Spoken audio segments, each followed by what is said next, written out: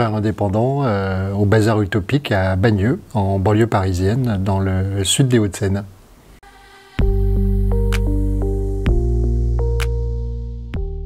Moi, j'étais fonctionnaire au ministère des Finances jusqu'au mois d'août de cette année, en fait.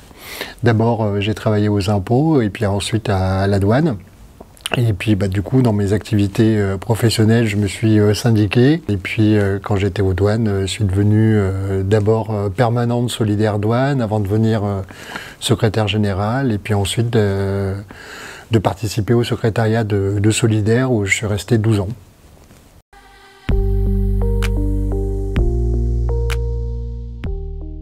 Pour ma part, le livre a toujours fait partie de ma vie.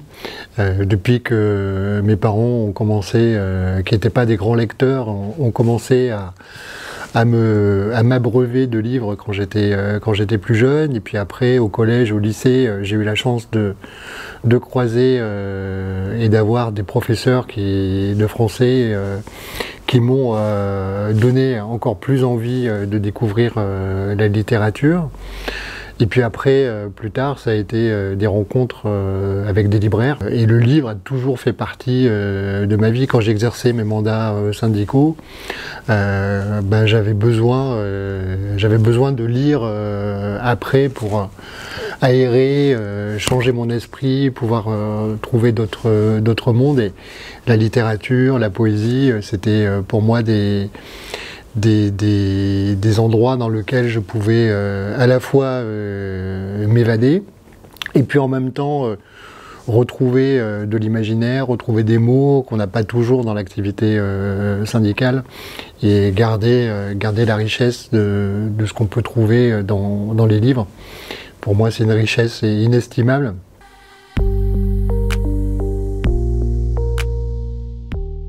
Pour moi, libraire, c'était une évidence. Un jour ou l'autre, ce serait quelque chose que je ferais. Parce que voilà, j'ai plaisir à transmettre et à faire partager les livres que j'ai pu découvrir et aimer. J'ai eu la chance aussi d'arriver à la fin de mes mandats de Solidaire.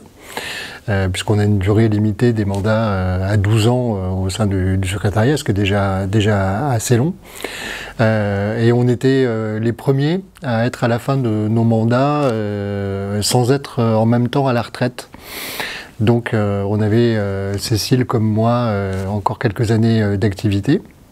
Et donc ça a été un objet d'échange avec les camarades de Solidaire pour voir comment ils pouvaient nous accompagner. Et donc, moi, j'avais ce projet de longue date de monter une librairie et j'ai eu la chance d'avoir le soutien et l'accompagnement dans ce projet de reconversion professionnelle de mes camarades qui m'ont permis en partie de mener à bien ce projet en me donnant du temps, en participant au financement des formations à l'école de la librairie. Donc j'ai pu, depuis septembre de cette année, enfin concrétiser une vieille envie, un vieux rêve et en faire une réalité aujourd'hui.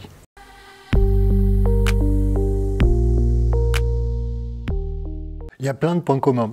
Premier point commun évident, c'est qu'un libraire comme un syndicaliste, c'est en quelque sorte un militant. On milite pour un certain nombre d'ouvrages, on essaye de les faire connaître, on essaye de les porter, on essaye de faire découvrir des autrices et des auteurs. Le deuxième aspect qui est aussi très similaire, c'est le contact avec des gens qui rentrent dans la librairie, qui sont tous très différents. Et puis la petite différence, c'est que dans l'activité syndicale, il faut aller au contact des gens, aller les voir.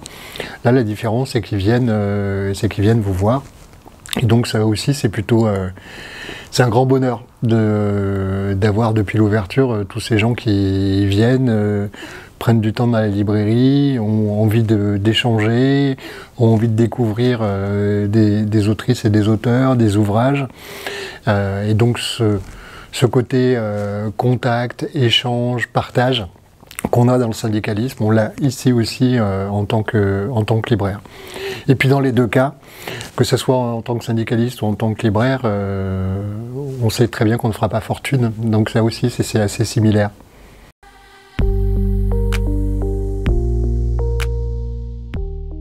premier conseil, c'est déjà d'avoir du soutien pour mener cette reconversion.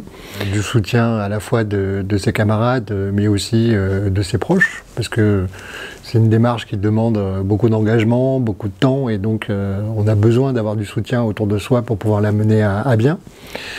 Le deuxième conseil que je pourrais donner avec ma petite expérience, c'est de prendre le temps de construire son projet de reconversion, de prendre le temps de se former, de prendre le temps d'échanger avec d'autres personnes qui exercent déjà ce métier, parce que l'échange d'expérience, il est extrêmement important.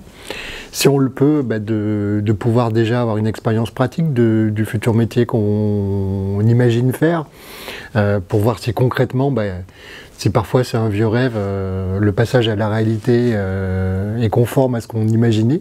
Du coup, de prendre le temps justement d'essayer de pratiquer un petit peu ce futur nouveau métier.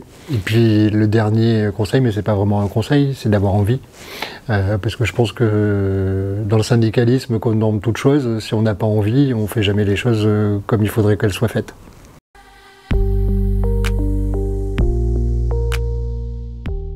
Il y a un livre qui est pour moi devenu presque un peu le symbole de ce que j'imaginais. C'est un livre de Dominique Scali, qui est une auteure québécoise, qui a édité aux éditions La Peuplade un magnifique livre qui s'appelle « Les marins ne savent pas nager ». J'ai eu la chance de pouvoir le lire cet été avant qu'il sorte, puisque les libraires reçoivent quelques ouvrages avant leur sortie, et de découvrir un livre vraiment merveilleux avec une écriture somptueuse. Et depuis l'ouverture de la librairie, on arrive à transmettre à la fois une autrice qui n'est pas très connue, un titre qui peut interroger, une maison d'édition qui elle aussi n'est pas très connue, un livre qui est très épais en plus qui pourrait rebuter.